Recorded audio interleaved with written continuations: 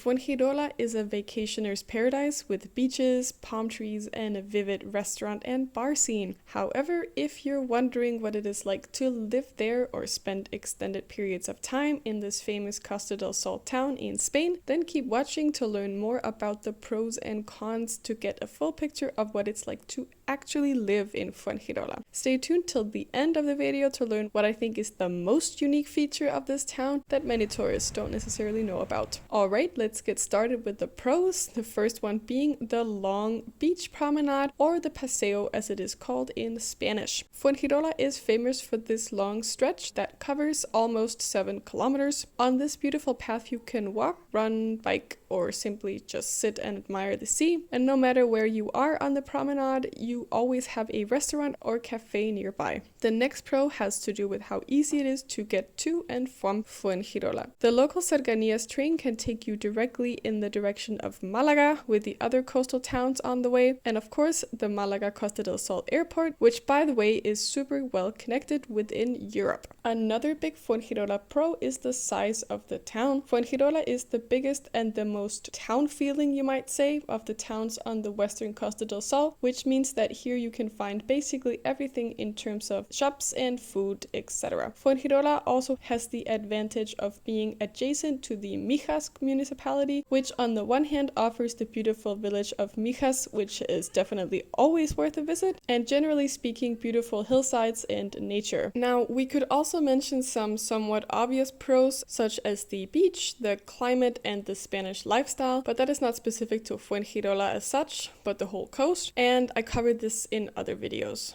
Alright, let's move on to the possible negative sides of living in Fuengirola, but before we do so, I just have one big favor to ask, because if you enjoy these types of videos that I love making, by the way, you can easily support the channel and me in making more videos for all of you by subscribing to the channel, so thank you. The first con in Fuengirola is what I would call the mass tourism vibe. This is of course subjective, but in my opinion, Fuengirola has the strongest mass tourism vibe of all of the coastal towns, especially in the area around the harbor, and the beach part closer to the center aren't particularly charming in my opinion. Another possible downside to Fuengirola is that although the Cercanías train goes there, getting to the city of Málaga, so the other end of the line, takes 45 minutes, making it quite the commute if you, for example, work in Málaga or in the tech park Campanillas, because Fuengirola doesn't have that many employment opportunities outside of tourism and the service industry. Some of the foreign companies that set up shop in Fuengirola can sometimes be of the not so legit kind, so if you do start a job in Fuengirola at a call center or similar, watch out to make sure that there is no funny business going on. Then we also have to touch upon an issue that is relevant to most of the Costa del Sol, well, in fact many areas in Spain, and that is the lack of affordable housing. By affordable housing, we're talking rentals that can be paid on a normal Spanish salary. This is difficult to find. On top of that, it is difficult to find long-term rentals, as in a place that you can stay year-round, since many properties are used as holiday homes during the summer months. If you're looking to purchase a property, the prices have also been going up in recent years, and as for the rest of Spain, there is the capital gains tax and a hefty transfer tax. And before we get to the really cool thing about Fuengirola that I mentioned earlier, here are a few personal recommendations from me after living 6 years in Spain. First of all, I use the online bank called Revolut, which is great in terms of convenience and also if you juggle several currencies. For my phone, I use a phone plan from the company Simyo, and I get my electricity through Lucera. There are links with discount codes in the description, and if you sign up using them, you also support the channel. Alright,